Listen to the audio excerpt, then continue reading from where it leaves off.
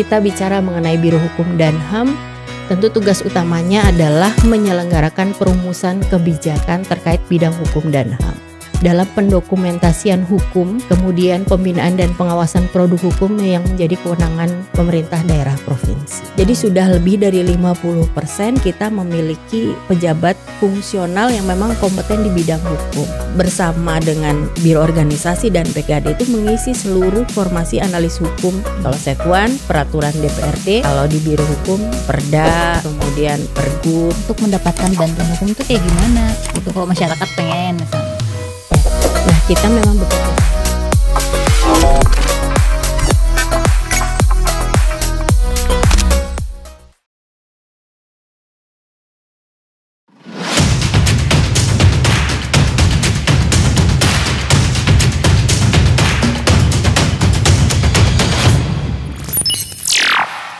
Assalamualaikum warahmatullahi wabarakatuh. Akang Teteh kembali lagi di Ajib ASN Jabar, ikut bicara.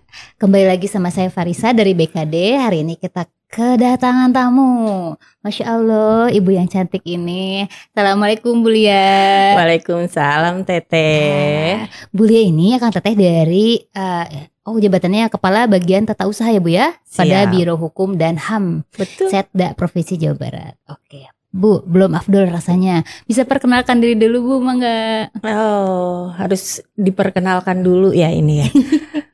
Kita manggilnya audiensnya Akang Teteh ya Teh ya. Oke, Akang Teteh perkenalkan, nama saya Lia Fitrianingrum Teh. Kemudian saya dari Cilacap. Kemudian saya sudah berkeluarga. Kemudian saya S1-nya itu di Fakultas Hukum Universitas Gadjah Mada. Kemudian S2-nya di Fakultas Pajajaran. Kemudian saya ambil S2 Ilmu Hukum juga. Kemudian S3-nya saya selesaikan di Pajajaran juga di jurusan Kebijakan Publik. Jadi S1, S2 Hukum, S3-nya nggak mau dihukum lagi Teh. Jadi harus pindah, move on ke FISIP, ke Ilmu Kebijakan Publik. Betul. Begitu Teh. Wow, luar biasa ya Bu. Hebat sekali, nggak bosan-bosan sekolah. Iya. Oke, saat ini Ibu menjabat sebagai Kabag TU ya Bu ya? Iya, Kabag TU Biro Hukum dan HAM. Wow, dari tahun berapa Bu? 2023. Jadi Februari 2023. Oke. Wow, Bu dari awal ini di Biro Hukum terus nggak Bu? Karena kan Ibu ilmunya ilmu hukum, terus karir secara karir juga dari Biro Hukum terus atau gimana? Nah, saya itu CPNS 2006 Teh. Jadi saya masuk PNS itu CPNS di tahun 2006.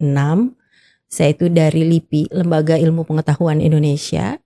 Kemudian saya berkarir di lembaga riset karena LIPI itu lembaga riset yang sekarang jadi BRIN. Betul. Nah, kemudian saya pindah ke Biro Adpim melalui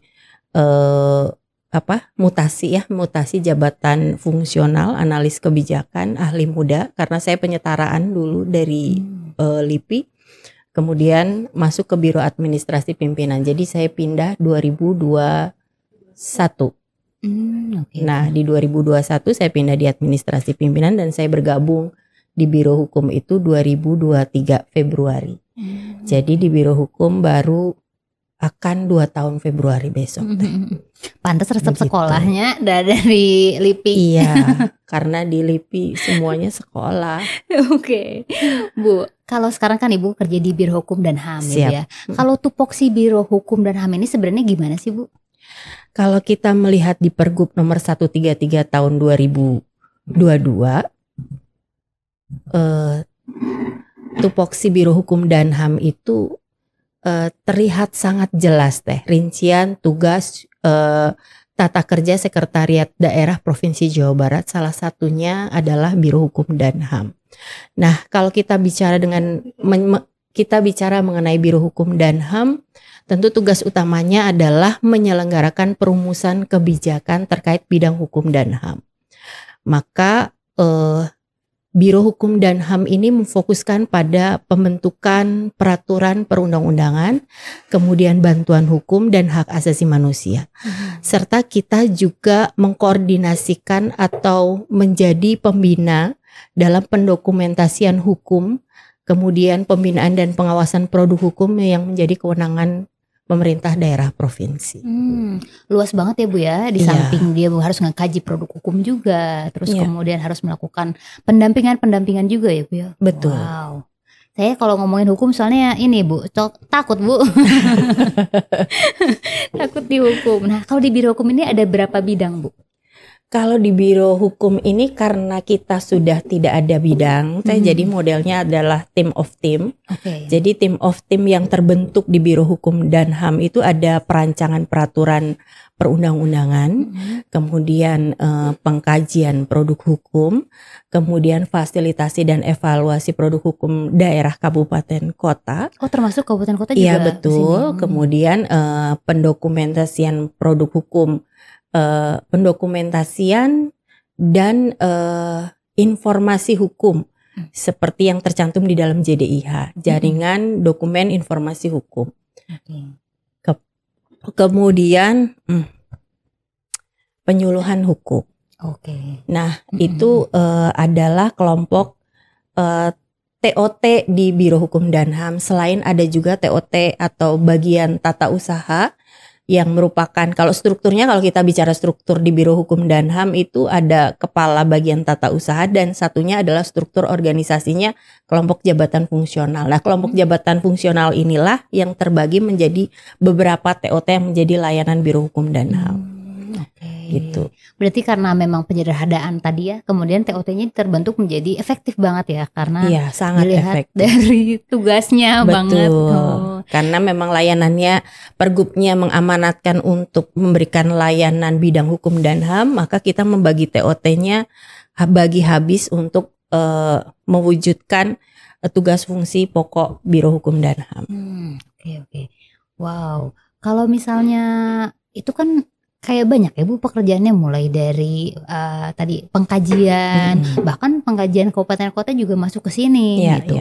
Itu sebenarnya kalau dari segi SDM itu ideal atau gimana ya Bu? Masih banyak jabatan yang kosong gitu. Nah, menarik sekali ini ya. Biro Hukum dan HAM itu adalah sebagai pembina jabatan fungsional, rumpun hukum Teh. Jadi kalau Akang Teteh tahu bahwa Biro Hukum dan HAM Provinsi Jawa Barat itu membina 3 jabatan fungsional, analis hukum, perancang peraturan perundang-undangan, dan penyuluh hukum. Nah saat ini di Biro Hukum dan HAM sendiri memiliki 74 pegawai Teh, yang 40 orang sendiri sudah jabatan fungsional. Jadi sudah lebih dari 50% kita memiliki pejabat fungsional yang memang kompeten di bidang hukum. Nah apakah saat ini pejabat fungsional tersebut sudah mengisi seluruh formasi yang disediakan oleh Biro Hukum? Tentu belum Teh. Tapi kita masih mencari menuju untuk sampai di struktur idealnya satu TOT yang terdiri dari madya, kemudian seperti piramida terbalik Teh. Jadi ada kalau analis hukum itu analis hukum pertama, muda, madya itu seperti piramida seperti piramida terbalik atau segitiga sih sebenarnya, bukan piramida terbalik ya, segitiga. Jadi kami masih menunggu atau menuju struktur yang memang ideal di setiap TOT. Tapi apakah madyanya, mudanya, pertamanya sudah memenuhi sesuai dengan formasi? Sudah hampir 70% Teh terisi. Jadi sudah menuju ideal lah ini gitu. Tuh buat Akang Teteh yang sarjana hukum MH, siapa tahu mau mutasi ke Biro Hukum dan HAM. Jadi bagian dari Bulia. Wow, Teh, berarti seru banget Ibu karena masih 70% keterisiannya. Iya. Banyak ya Bu ya. Terus biasanya melakukan apa nih Bu? Apakah memang permintaan uji kompetensi atau seperti apa ya? Yang sekarang sedang dilakukan oleh kami di Biro Hukum bekerja sama dengan BKD nih Akang Teteh untuk menyediakan pegawai terutama dari PNS atau ASN internal melalui jalur perpindahan jabatan. Jadi dari pelaksana menjadi jabatan fungsional, analis hukum, yang sekarang sedang berproses yaitu perancang peraturan perundang-undangan dan penyuluh hukum. Prosesnya masih running dengan BKD. Kemudian yang sudah kemarin selesai adalah untuk analis hukum Teh. Jadi analis hukum kita sudah mendapatkan analis hukum baru di Biro Hukum dan HAM dan di perangkat daerah yang lain. Jadi sebenarnya kita sebagai pembina jabatan fungsional rumpun hukum ini tidak hanya memenuhi formasi di Biro Hukum saja Teh, tetapi di perangkat daerah yang lain supaya sinergitas pembentukan produk hukum daerah yang berkualitas itu bisa tercapai, tidak hanya di Biro Hukum aja, karena kan produksi produk hukum ini sebenarnya ada di perangkat daerah pemrakarsa atau teknis masing-masing. Maka kita sudah juga dengan BKD dan Biro Organisasi menyusun formasi untuk analis hukum misalnya berdasarkan kebutuhan, beban kerja, kemudian peran analis hukum sendiri di perangkat daerah masing-masing. Jadi memang seperti misalnya nih di BKD pasti ada nih analis hukum ahli pertama, muda, kemudian ada di perangkat daerah yang lain sama kita sediakan. Berdasarkan apa ini ya kalau analis hukum ada di perangkat daerah? Beban pekerjaan, kemudian tusi dari jabatan fungsional tersebut, perannya seperti apa, kemudian beban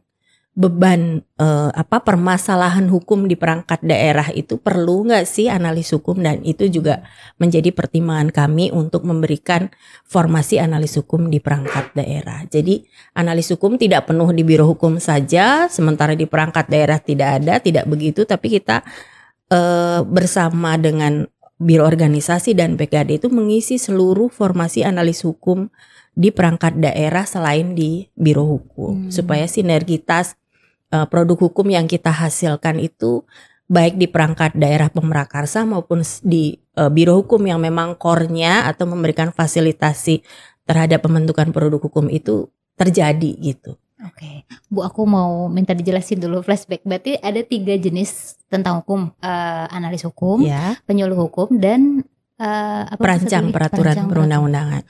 Bedanya 3 jabatan ini apa nih, Bu? Nah, siapa tahu kan mau uji hukum tapi mau apa ya gitu. Nah, sama-sama tiga-tiganya itu basicnya adalah sarjana hukum, walaupun yang harus sarjana hukum banget itu adalah perancang peraturan perundang-undangan Teh. Jadi sarjana hukum S1-nya harus sarjana hukum gitu. Nah, kemudian untuk analis hukum dan perancang peraturan analis hukum dan penyuluh hukum ini tidak harus sarjana hukum, tetapi yang memang mengerti dan memahami proses analisa evaluasi produk hukum untuk analis hukum. Kemudian penyuluh hukum yang memahami bagaimana menyuluh. Kalau orang terbiasa ya, karena sebenarnya kalau kita menyuluh hukum kan tergantung audiensnya ya Teh. Kalau kadang-kadang ke siswa beda dengan audiensnya yang ke akademisi, beda dengan ke siswa, beda dengan masyarakat umum, kan beda-beda ya. Kalau memang dia basicnya sudah bisa menyuluh dan tahu audiensnya, bisa menjadi penyuluh hukum. Jadi basic ilmunya bebas gitu. Ilmu sosial pun boleh untuk penyuluh dan analis hukum. Nah, kalau perancang itu karena membuat produk hukum daerah. Jadi perancang produk hukum daerah di provinsi ini diampu oleh perancang peraturan perundang-undangan. Jadi jabatan fungsional perancang peraturan perundang-undangan itu mengampu pembuatan produk hukum daerah Teh. Nah, jadi membuat dari mulai merencanakan sampai dengan pengundangan satu produk hukum itu di bawah perancang peraturan perundang. Jadi membuat produk hukum aja kalau Akang Teteh tahu ya. Nah, kemudian kalau analis hukum itu apa tugasnya? Analis hukum itu menganalisis dan mengevaluasi. Bisa produk hukum yang sudah ada ataupun analisis dan evaluasi produk hukum yang akan ada.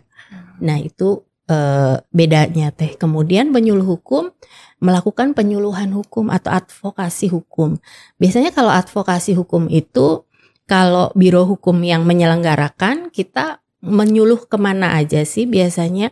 1 ke masyarakat desa, kemudian ke perangkat desa, kemudian masyarakat miskin nih Teh.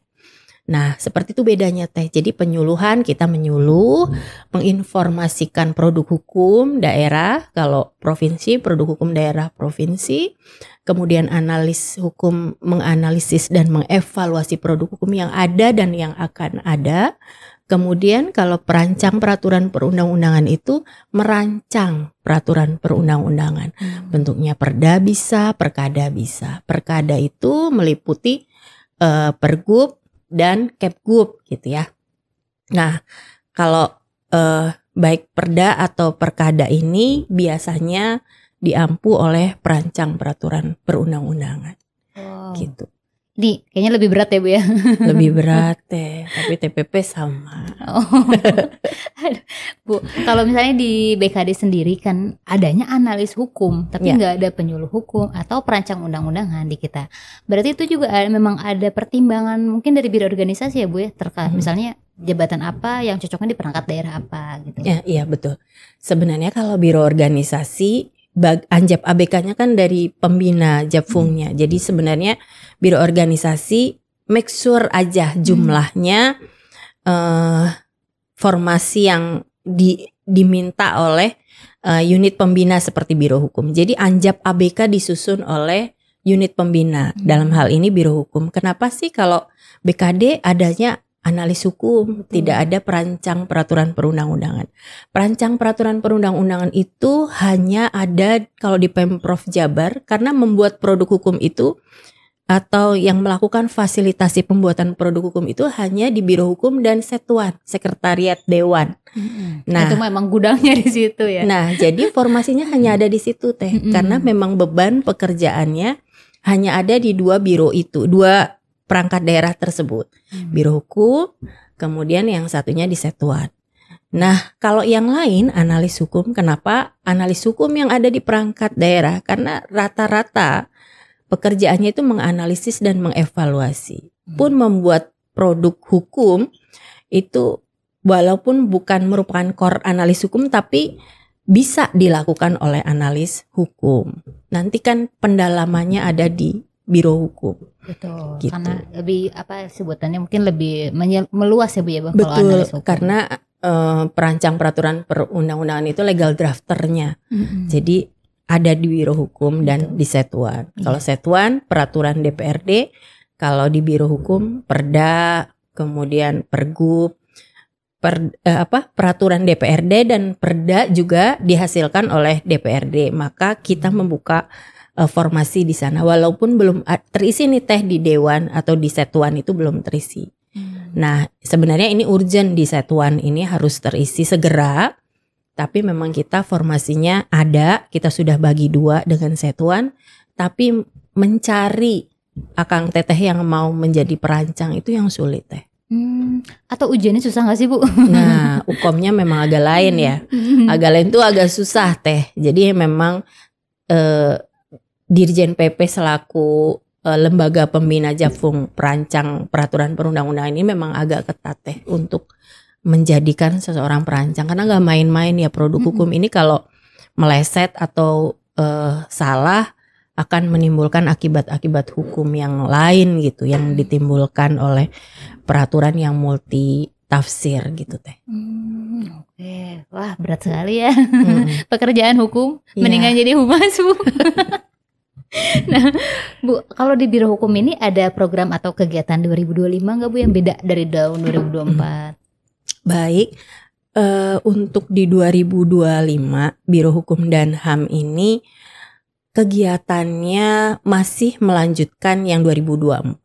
Hanya targetnya yang kita naikkan seperti pembinaan desa sadar hukum yang sebelumnya yang di tahun 2024 ini hanya 100, kita menaikkan menjadi 500 desa atau kelurahan yang harapannya akan sadar hukum di 2025 ini Kemudian yang kedua adalah mengenai balat pelatihan untuk penyuluhan hukum tematik kepada para legal desa.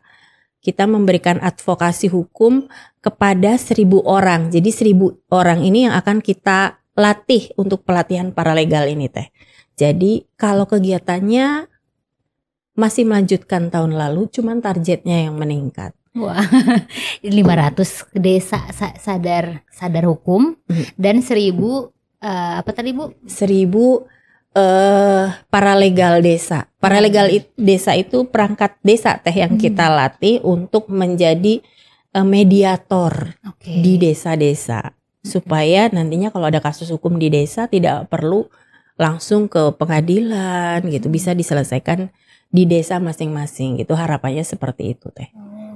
Bu, berarti kita ke desa sadar sadar hukum. Ini belibet aku teh.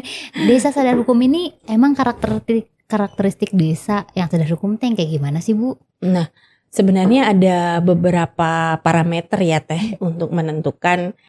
Sadar hukum memiliki beberapa penilaian, dan ini penilaian ini yang kita lakukan selama ini. Yang pertama adalah memiliki akses informasi hukum. Kemudian yang kedua memiliki akses implementasi hukum, kemudian akses keadilan dan akses demokrasi dan regulasi. Wow, jadi berat harus sekali. Jadi untuk ditetapkan menjadi desa sadar hukum harus memenuhi 4 dimensi tersebut. Oh, kalau berarti tadi akses informasi itu kayak tadi Bu cerita ada perpustakaan gitu. Betul, ada perpustakaan di kantor desa. Kemudian ada tempat konseling gitu. Ada tempat untuk kita melakukan bantuan hukum gitu. Untuk masyarakat desa tersebut gitu teh. Nah, itu menjadi penting di penilaian kita, selain juga implementasi hukumnya, kemudian aspek keadilan dan demokrasi maupun regulasi gitu ya. Jadi itu menjadi penting gitu teh. Jadi ruangan yang atau ruangan desa yang memang comfortable untuk teman-teman melakukan mendiskusikan masalah lebih enak gitu teh. Jadi disediakan tempat. Karena permasalahan hukum tuh biasanya permasalahan yang sensitif ya Bu ya. Jadi butuh ruangan yang private gitu. Iya. Jadi memang didorong ya Bu untuk menciptakan kantor desa yang seperti itu. Iya betul. Betul teh. Dan gak cuman bangunannya aja, tapi Ibu juga memberikan tadi pelatihan kepada paralegal. Perangkat desa. Jadi pelatihan paralegal itu pelatihan yang kita berikan untuk perangkat desa yang nantinya akan menjadi mediator terhadap masyarakat desa yang berperkara. Betul. Karena kalau lihat dari televisi Bu, rata-rata misalnya banyak kasus-kasus yang memang awalnya dari desa, entah itu karena dapat intimidasi gitu-gitu ya Bu ya. Iya. Kasus di desa itu sebenarnya cukup banyak ya teh gitu. Misalnya suami istri bertengkar gitu ya, sampai ada KDRT, kemudian ada ya itu kan masalah yang tidak begitu besar yang harus dibawa ke ranah pengadilan, bisa diselesaikan di mediasi oleh kepala desa dan perangkat desa tersebut gitu. Oke, Bu, aku penasaran sebenarnya apa yang diajarkan kepada paralegal perangkat desa ini supaya mereka punya istilahnya informasi atau misalnya pengetahuan tentang hukum. Baik, kalau di dalam bantuan layanan advokasi desa yang kita selenggarakan itu ada 4 kegiatan sebenarnya teh. Yang pertama adalah pendidikan dan pelatihan paralegal. Itu yang kita menargetkan ke 1000 perangkat desa. Kemudian ada yang namanya kegiatan advokasi pemerintahan desa dan BUMDes. Kemudian advokasi masyarakat desa konsultasi hukum. Jadi nanti diajarin juga kita memanggil pengacara untuk mengajari bagaimana memberikan konsultasi hukum secara sederhana gitu teh. Kemudian penyuluhan hukum bagi masyarakat desa. Misalnya ada produk hukum daerah yang perlu disosialisasikan ke masyarakat. Mereka juga kita ajarin untuk bagaimana menyuluh hukum kepada masyarakat di desanya masing-masing. Jadi ada 4 teh yang paling penting dalam kegiatan layanan advokasi desa ini. Gitu. Targetnya memang menjadikan desa ini sadar hukum ya Bu ya. Jadi betul. Mengetahui tentang informasi yang ada di produk-produk hukum. Betul. Gitu. Supaya bisa istilahnya jangan sampai kita terjerat kasus hukum gitu ya. Iya. Minimal kita ada upaya preventif teh. Kalau untuk desa sadar hukum ada upaya preventif sebelum proses hukum itu kejadian hukum itu terjadi, ada preventifnya dulu. Kalau kita memberikan toladan kepada perangkat desa, maka harapannya masyarakatnya pun akan tertular gitu teh. Kalau teladannya bagus perangkat desanya sudah ngerti tentang hukum atau sudah sadar hukum, maka masyarakat desanya harapannya akan tertular gitu teh. Kan kalau kita sendiri sudah ngerti hukum, masa iya sih masyarakat kita tidak ngerti hukum? Kan kita pasti ada jiwa untuk kepengen ngasih tahu lah ke masyarakat apa sih yang boleh, apa yang nggak boleh, mana regulasi yang baru, mana yang lama yang sudah nggak berlaku gitu. Betul. Saya jadi ingat, jadi kalau di sini kita ada analis hukum Pak Cahyo dan selalu bilang bahwa ketidaktahuan itu bukan alasan yang bisa dilakukan di depan pengadilan gitu ya Bu. Iya. Karena kalau pada saat satu peraturan perundang-undangan sudah diundangkan ya orang sudah dianggap tahu terhadap peraturan tersebut gitu. Betul. Jadi jangan beralasan lagi bahwa belum baca aturannya gitu. Dan ini adalah usaha yang dilakukan untuk supaya orang-orang tidak terjerat kasus hukum tadi ya Bu ya? Iya betul, memberikan edukasi awal tentang hukum dan supaya nantinya juga tidak terjerat kasus-kasus hukum. Penasaran ya Bu, aku ada berapa desa di Jawa Barat, terus emang desa yang sadar hukum itu udah berapa sih Bu? Baik, kalau kita lihat sampai dengan tahun 2000, dari 2013 nih desa sadar hukum yang sudah kita bina sampai tahun 2024 itu ada 3.183 desa teh. 3.183. Betul. Alah, banyak ya. Kemudian target kita di Jawa Barat 5.957 desa. Jadi masih cukup banyak sebenarnya PR-nya teh. Maka kita di tahun 2025 ini menaikkan target untuk meningkatkan desa menjadi desa sadar hukum menjadi 500. Itu sebenarnya karena target kita juga masih cukup panjang untuk membuat desa sadar hukum itu menjadi 5.957 gitu teh. Banyak banget. Wow, yang biasanya tahunannya targetnya 100 di tahun ini jadi 500. Betul teh. Bu ngerjakeun kumaha eta Bu strategina? Nah itu yang menjadi nantinya terobosan baru Biro Hukum dan HAM di tahun 2025 ini, koordinasi yang sangat baik dengan kabupaten kota, kemudian dengan instansi pembina yaitu Kemenkum, Kementerian Hukum. Sekarang kan Kementerian Hukum sendiri, Kementerian HAM sendiri ya. Jadi Kementerian Hukum kita bersinergi. Bagaimana caranya 500 desa ini menjadi desa sadar hukum di tahun 2025. Memang perlu kerja keras, kerja cerdas teh. Karena indikator pasti akan berubah dari tahun lalu. Kemudian berkoordinasi dengan kabupaten kota itu yang paling penting. Kemudian berkoordinasi dengan instansi pembina. Bagaimana ini mewujudkan supaya desa di Jawa Barat ini menjadi desa sadar hukumnya lebih banyak lagi di tahun 2025 ini. Wow, sukses buat Biro Hukum dan HAM. Bu, kalau misalnya kita pindah ke pekerjaan Biro Hukum dan HAM yang sehari-hari gitu. Yeah. Itu kan setahu saya ada ini ya Bu ya, membentuk kebijakan umum atau seperti apa sih sebenarnya Bu alurnya pembentukan kebijakan umum itu? Nah, kalau kita bicara tugas pokok dan fungsi Biro Hukum dan HAM memang membuat perumusan kebijakan terutama bidang hukum dan HAM. Kalau kita bicara alur teh sebenarnya kita tupoksi utamanya adalah pembuatan produk hukum, fasilitasi dan evaluasi produk hukum kabupaten kota. Kemudian yang ketiga adalah bantuan hukum akibat dari satu regulasi yang tidak dilaksanakan maka kita membutuhkan bantuan hukum. Kemudian yang selanjutnya adalah dokumen produk hukum itu harus diinformasikan kepada masyarakat dan itu menjadi tugas Biro Hukum juga lewat CDIH. Nah kemudian kalau kita bicara alur tentu perangkat daerah pemrakarsa yang membutuhkan fasilitasi pembuatan produk hukum daerah bisa mengajukan bersurat gitu ke Biro Hukum dan HAM untuk dilakukan fasilitasi pembentukan produk hukum daerah. Dilampiri jika perda maka harus ada naskah akademik teh. Jadi harus perangkat daerah tersebut harus melampirkan rancangan perda tersebut beserta naskah akademiknya. Apa sih naskah akademik itu? Nah, naskah akademik ini berisi tentang latar belakang kenapa perlu dibentuknya perda tersebut.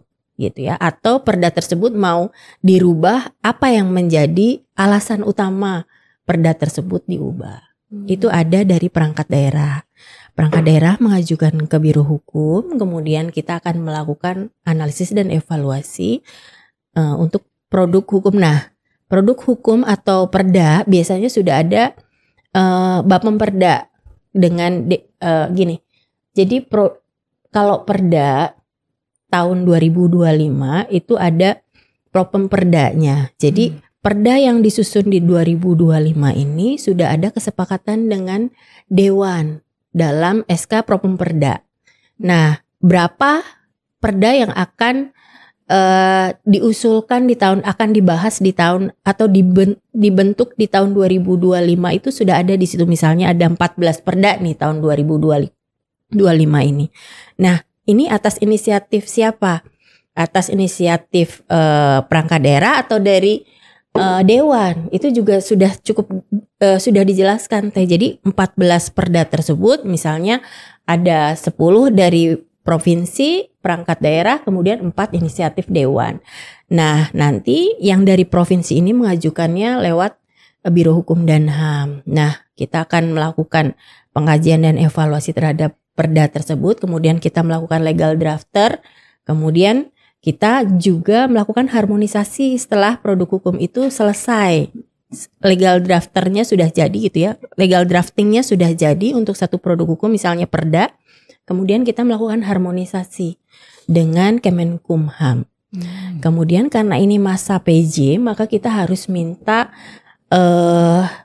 fasilitasi ke Kemendagri untuk penandatanganan, kemudian fasilitasi untuk analisis terhadap perda tersebut. Jadi agak panjang prosesnya untuk perda pada masa PJ ini teh. Jadi memang baru mau bilang panjang banget ya Bu.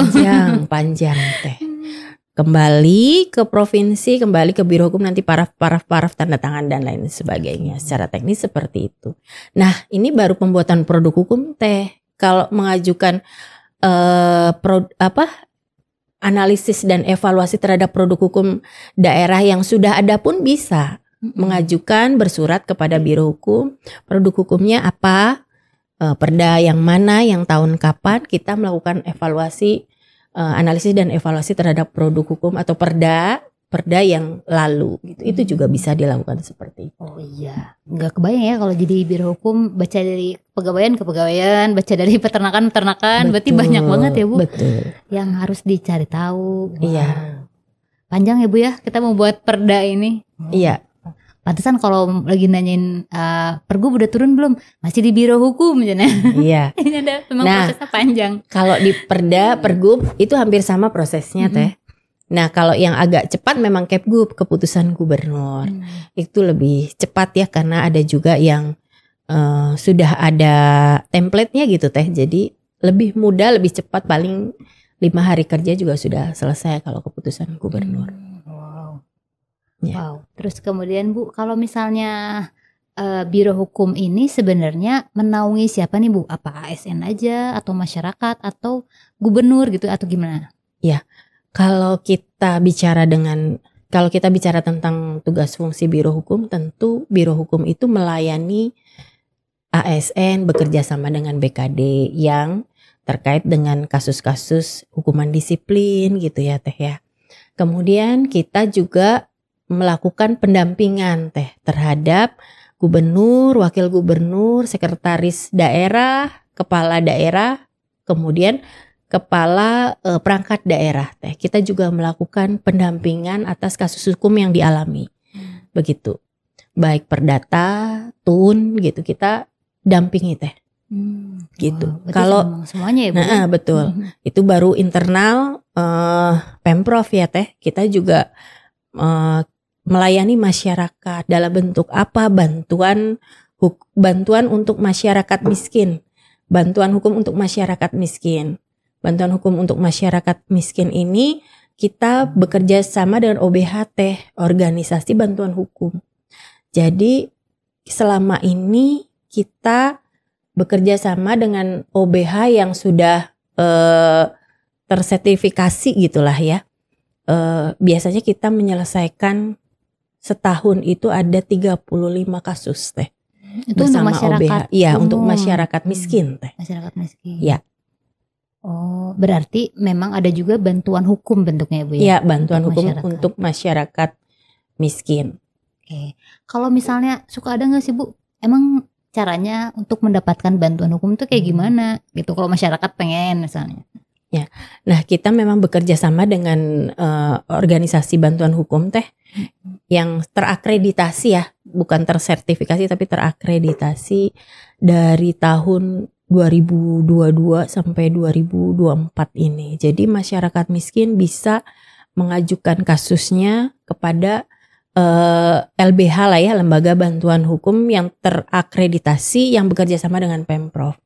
Nanti sampai keputusannya inkrah, seluruh biaya dari masyarakat tersebut gratis teh.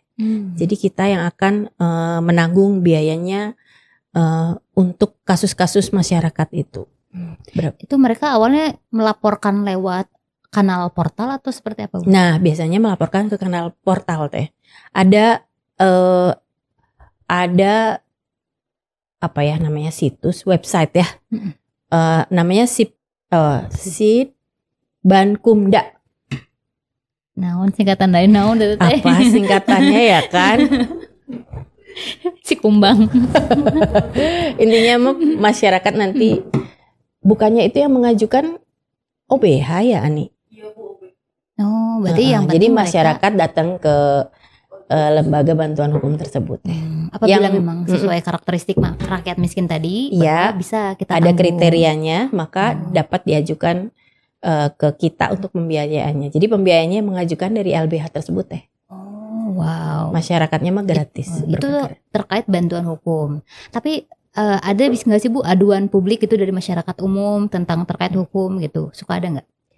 Ada, pakai lapor SPAN. Tapi selama ini entah informasinya kurang gitu teh. Jadi memang jarang ada yang lapor. Paling kalau ada kalau ada case atau ada masalah biasanya tentang JDIH gitu teh. Jadi mereka tuh lewat komen di IG biasanya. Ini antara pergub nomor sekian, kenapa isinya lain gitu.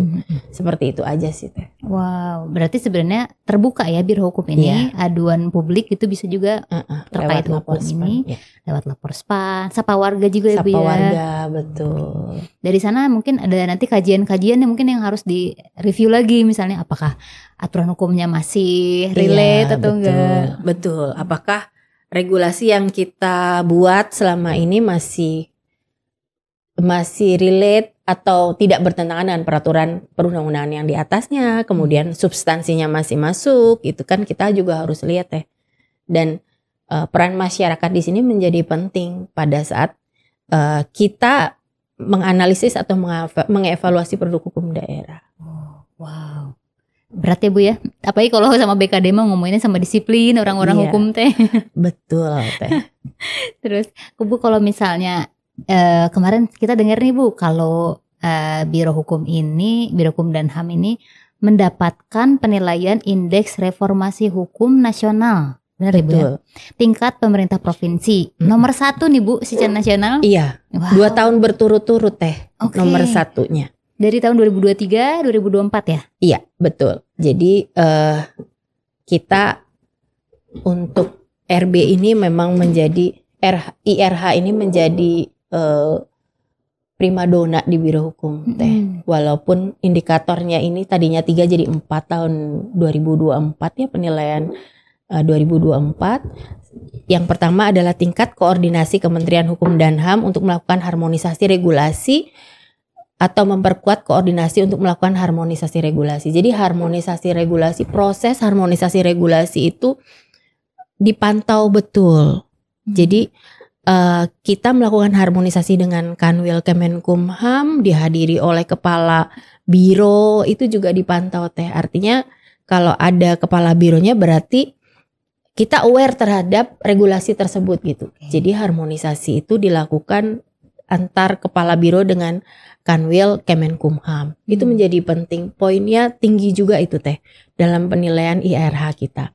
Kemudian yang kedua adalah kompetensi aparatur negara perancang peraturan perundang-undangan. Tadi kalau kita bicara jabatan fungsional perancang peraturan perundang-undangan, maka perancang peraturan perundang-undangan mana ini yang menjadi standar penilaian IRH. Ternyata sudah diklat pengembangan kompetensi perancang. Jadi SDM-nya kayak diukur ya. Betul, SDM-nya juga harus udah ikut diklat. Diklat perancang ini juga nggak cuma sebulan maksimal tapi 3 bulan. Jadi untuk menjadi perancang peraturan perundang-undangan yang kompeten, kita diklatnya itu 3 bulan untuk perancang peraturan perundang-undangan. Jadi itu diklatnya juga khusus di Dirjen PP di instansi pembina. Menuju ke sananya itu tidak mudah teh. Diklat itu selain biayanya mahal, juga waktunya lama. Nyari orang yang mau diklat 3 bulan gimana? Nah, kemudian selanjutnya adalah kualitas regulasi dan deregulasi berbagai peraturan perundang-undangan. Untuk produk hukum saat ini memang kita harus deregulasi. Jadi bukan banyak-banyakan produk hukum saat ini. Jadi harus produk hukum itu tidak boleh terlalu banyak teh. Jadi harus deregulasi dan simplifikasi. Jadi simple, produk hukum itu tidak usah terlalu banyak, tapi simple dan menjawab kebutuhan masyarakat, itu yang paling penting gitu. Kemudian yang keempat adalah penataan database peraturan perundang-undangan seperti JDIH tadi. Jadi pengelolaan JDIH kita sangat serius dari tahun kemarin sampai tahun 2025 ini teh. Kita juga di tahun 2025 ini untuk JDIH ada AI, Artificial Intelligence, dalam pencarian produk hukum di JDIH. Wow. Jadi masyarakat akan lebih gampang untuk mencari produk hukum yang dibutuhkan via JDIH dengan bantuan AI, lebih mudah lagi gitu, bisa mensortir peraturan perundang-undangan yang dibutuhkan. Misalnya kalau mencari tentang pangan, maka akan keluar semua peraturan perundang-undangan tentang pangan gitu dengan bantuan udah bukan AI. Lagi berdasarkan keyword ya Bu ya, sekarang berarti berdasarkan AI tadi. Iya. AI itu kan untuk membantu kita mencari apa yang kita butuhkan teh. Dengan keyword tertentu sih pakai keyword. Betul. Tapi lebih mudah gitu dengan bantuan AI. Wow. Gitu. Canggih sekali JDIH. Kemarin katanya dapat peringkat berapa Bu? Peringkat kedua. Senasional ya Bu ya? Betul, untuk kategori provinsi. Alhamdulillah teh. Iya. Nah, kalau misalnya cari produk hukum juga kita cari di Google, terus keluarnya memang JDIH Jawa Barat ini tinggi Bu gitu. Iya betul, citasinya tinggi teh. JDIH Jawa Barat ini. Betul. Untuk menuju ke sana tentu tidak proses yang mudah teh. Menuju citasi yang banyak, kemudian viewer yang banyak, kemudian Akang Teteh bisa mencari produk hukum yang dibutuhkan melalui JDIH, melalui proses yang panjang juga kita, maka diperlukan memang inovasi dari dalam. Inovasi dari Biro Hukum dan HAM terus untuk memperbaiki, berintegrasi dengan kabupaten kota, kemudian kita juga berkolaborasi dengan JDIH yang dimiliki oleh universitas teh, jadi akan terintegrasi menjadi satu JDIH. Kan ada JDIH nasional, kita juga ada JDIH yang produk hukumnya provinsi, kabupaten kota dan universitas gitu tingkatnya teh. Oh iya, jadi setiap instansi juga ada ya Bu ya? Ada. Okay. Dan kalau misalnya Akang Teteh butuh mengetahui tentang produk-produk hukum, bahkan ada dari tahun berapa juga ada ya Bu? Ada, betul. Peraturan sebelumnya apa, lebih jelas gitu. Betul. Itu bisa dicek di JDIH Provinsi Jawa Barat. Betul. Selain itu Bu, ada prestasi apa lagi?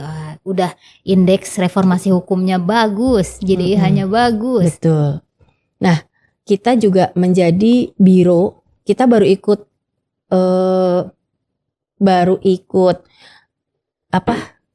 kategori untuk yang badan publik kategori biro teh. Jadi keterbukaan informasi publik untuk kategori biro kita termasuk yang informatif gitu. Wow. Jadi alhamdulillah, kemudian perangkat daerah pengampu indikator RB General dengan capaian nilai terbaik. Kita mau mengampu RB dalam hal ini IRH teh, itu dengan kategori capaian nilai terbaik. Kemudian selain itu juga ada anggota JDIH untuk kategori provinsi, juara yang kedua. Kemudian IRH yang sekarang ya, kita juga masih menduduki nilai yang terbaik di tingkat provinsi, untuk nasional teh. Tapi kategori provinsi, betul. Iya. Wow, keren banget, Bu.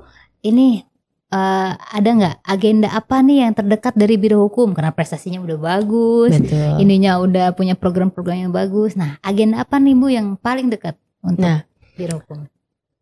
Untuk agenda yang paling dekat saat ini kita bekerja sama dengan BPHN itu menyelenggarakan BINTEK teh, bimbingan teknis untuk jabatan fungsional yang kita ampu, penyuluh hukum, analis hukum, perancang peraturan perundang-undangan. Jadi ini lagi masa penggodokan, kebutuhannya apa sih analis hukum ini untuk pengembangan kompetensi, sedang kami bicarakan serius dengan instansi pembina. Jadi dalam waktu dekat kita akan ada BINTEK untuk 3 jabatan fungsional tersebut. Kemudian yang kedua, kita juga barusan saja saya menerima tawaran untuk diklat penjenjangan untuk analis hukum.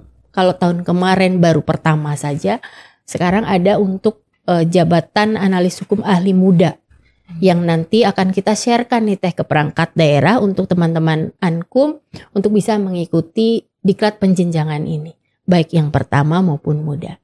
Kalau tahun kemarin kan baru pertama teh di BPHN, nah sekarang tahun ini ada tingkat mudanya. Mudah-mudahan banyak yang tertarik, terutama untuk teman-teman Ankum. Betul, ini sudah sedemikian rupa loh diperhatikan. Karena jangan sampai kita berhenti belajar ya Bu ya. Jadi pengembangan kompetensi terus menerus. Wow, seru banget. Ibu kita udah ngomongin banyak hal tentang tugas pokok dan fungsi dari Biro Hukum dan HAM. Terus kemudian kita ngomongin soal ternyata Biro Hukum dan HAM ini mereka menjadi induk dari 3 jabatan hukum tadi. Seru banget, terus diperhatiin juga jenjang karirnya, terus penyebaran distribusinya. Betul. Dan bahkan Biro Hukum kita ini nih udah menyabat sebagai banyak banget tadi prestasi-prestasi yang diraih. Wow, semoga kedepannya semakin baik ya Bu ya. Siap. Semakin keren pada Biro Hukum Jabar ini. Bu, terakhir Bu, ada nggak harapan yang ingin dicapai oleh Biro Hukum dan HAM Jawa Barat ini? Harapannya kami dari Biro Hukum dan HAM tentu ingin terus membantu masyarakat, ingin terus menjadi mitra kerja yang profesional bagi perangkat daerah, kemudian ingin terus membantu kabupaten kota dalam fasilitasi dan evaluasi produk hukum kabupaten kota, dan ingin terus membantu masyarakat dalam menyelesaikan solusinya, terutama masyarakat miskin, kemudian dalam program kita penyuluhan hukum. Mudah-mudahan semakin banyak perangkat desa yang mengerti hukum, sadar hukum, desanya sadar hukum, sehingga permasalahan hukum di tingkat desa bisa diselesaikan di desa itu sendiri. Wow, alhamdulillahirrahmanirrahim. Ibu terima kasih atas kehadirannya. Seru banget, kita udah ngomongin banyak hukum yang menurut saya tadinya takut, saya jadi antusias. Terima kasih Ibu sudah hadir di Ajib hari ini. Oke, jangan buat Akang Teteh, jangan lupa like, subscribe, komen, dan follow sosmednya BKD dan Biro Hukum HAM.Jabar. Akang Teteh, sampai ketemu lagi di informasi selanjutnya hanya di Ajib ASN Jabar. Ikut bicara. Ajib. Assalamualaikum warahmatullahi wabarakatuh.